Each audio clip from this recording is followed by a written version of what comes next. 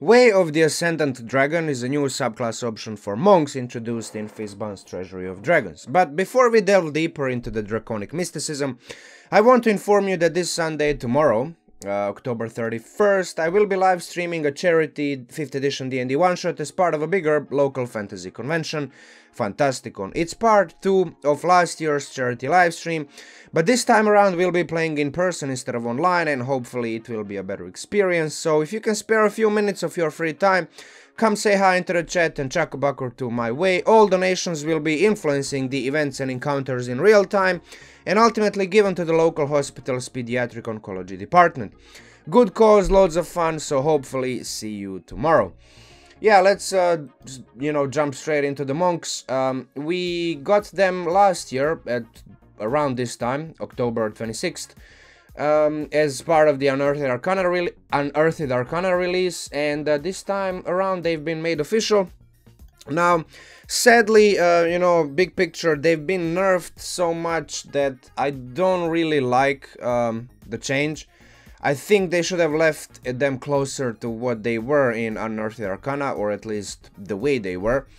But yeah, basically, what I'm saying, obviously, the features, some of them have been nerfed to the point of me being unsatisfied with the amount of nerfing. When you compare them to the rest of the monks, for example, I don't know, Astral Self monks at higher levels and, Drunken monks at lower levels, they feel very weak. And definitely feel at least weaker than them considerably. But yeah, level 3 feature, Draconic Disciple. Yeah, obviously before that the Origin is still here. I don't think they made any changes to this. This is like flavor fluff, so you can use it as a, springboard of ideas, or just, choose one of these 6 options. Draconic Disciple level 3 feature is still largely the same. You can, change your damage type. You can use your reaction to, improve your charisma and intimidation and persuasion checks. And obviously you learn Draconic, which makes sense. I mean, you're a Draconic monk, so I don't see much of a problem there. However, their breath weapon, it has been nerfed, where I'm not really satisfied with the with that. I would pretty much like their breath weapon to have been English hard remained as it was in the Unearthed Arcana iteration. So yeah, basically when you attack, you can replace one of your attacks with either a 20-foot cone or a 30-foot line. I think that's the same. Acid, cold, fire, lightning, or poison. So yeah, you choose your damage types. This is gonna be a recurring theme throughout Fizban, where these damage types are going to be the ones that are available to you as a subclass. I understand it from a optimization mechanical perspective, where they don't want to give you all the draconic damage types.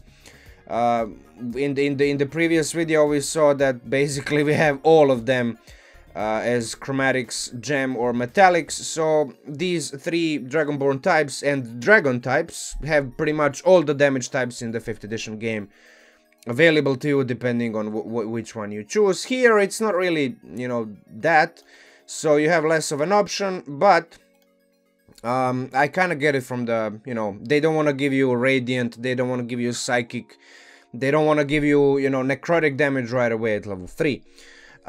So yeah, they make a dexterity saving throw, and they take the damage equal to 2 or 3 rolls.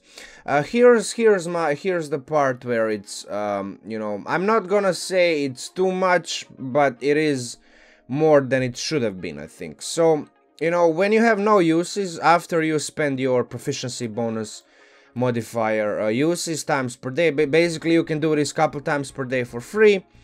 And then you have to spend your key points. Well, they double the amount of key points required to use this feature.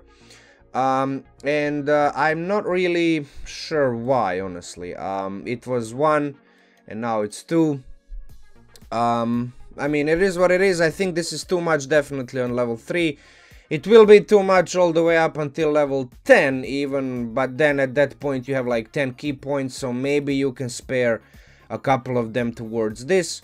But then on the other end, you know, you're dealing what, two rolls of your martial arts die, maybe 3 if you're a level 11.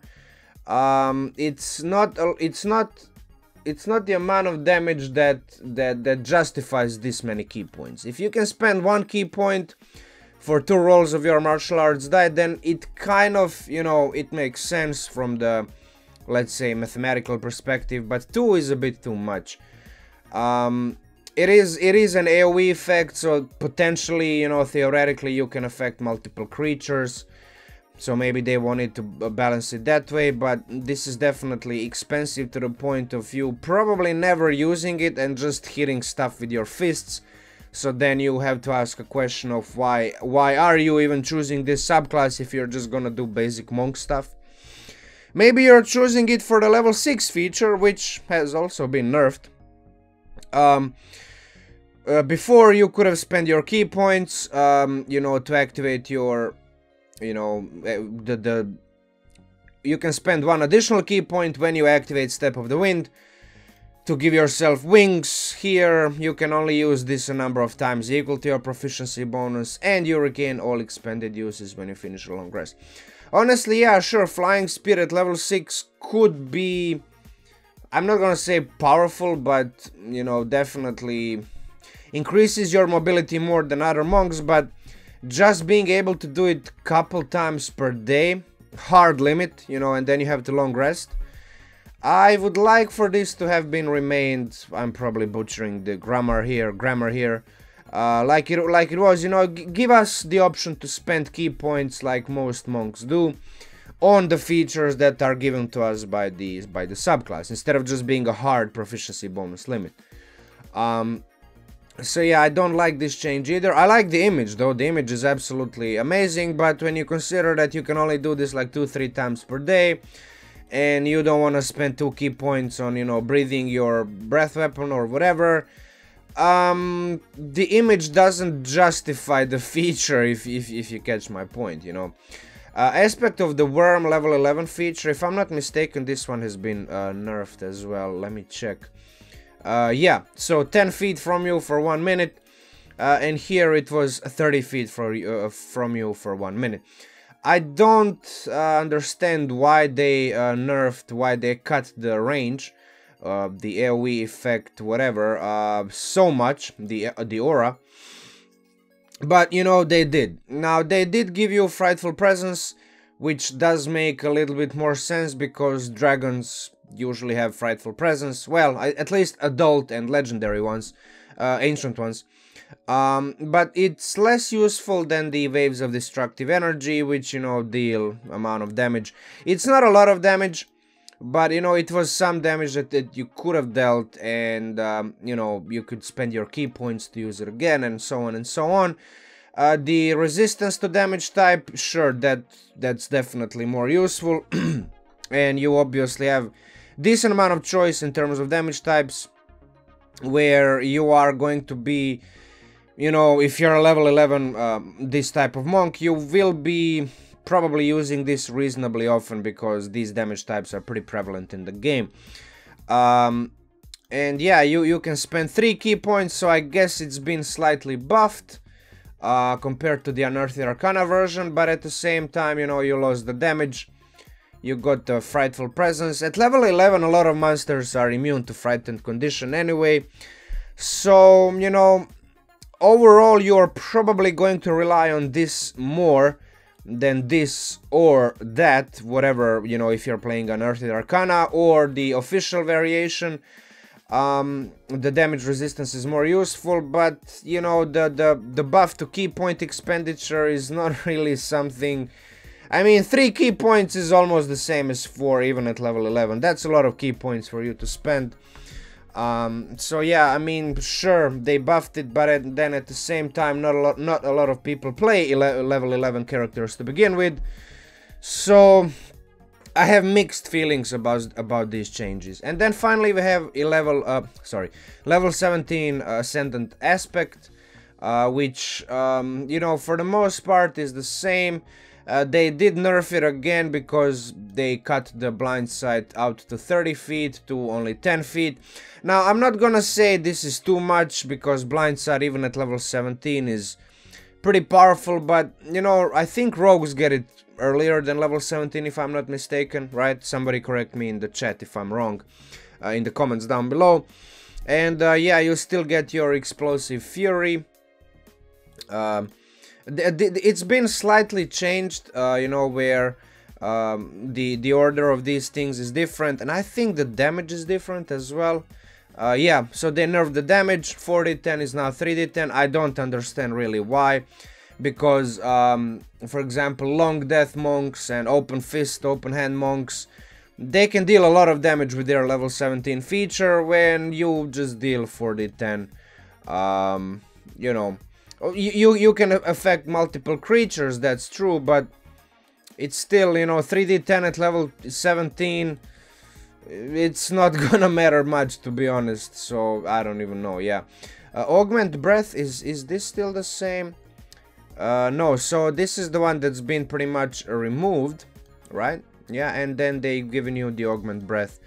You can increase the cone, or the length of your cone or line, depending on what you choose for your Breath of the Dragon thing. And you know, one more roll of the martial arts dice, so 4d, what is it, 4d10, 4d12, somewhere around that. It's okay, but then at the same time, at level 17, that much damage is almost negligible, you know, when you're fighting monsters that have hundreds of hit points.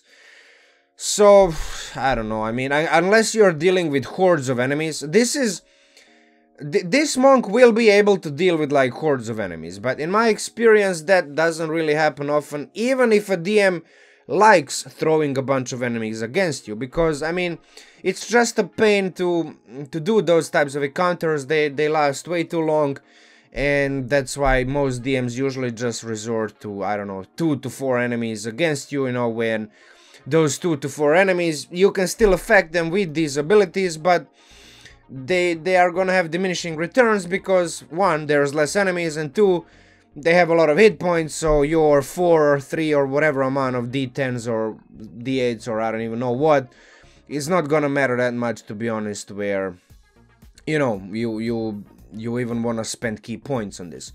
Eventually you will be using this, right? I mean, situations will happen where this is gonna be at least somewhat useful, but honestly, if you're gonna play monks, and I know a lot of you hate on monks, you think they are trash, I think at higher levels, Astral Self monks are okay. At lower levels, open hand, you know, basic PHB 2014 monks are still good. Drunken monks are amazing on lower levels, they have a lot of survivability. So, you know, those types of monks are very good to play, you know, in terms of mechanics. This, I like the flavor, not gonna lie, but mechanics very underwhelming, and that's where I'm pretty much gonna end this video. In the next one, I'm gonna talk about Ranger Drake Warden, but yeah, like, share, comment, subscribe, hit the bell button. Don't forget about tomorrow's Sunday charity D&D 5th edition live stream, where you will be watching us fail spectacularly live. And yeah, that's pretty much it. Min Max Munchking out, and talk to you very, very soon.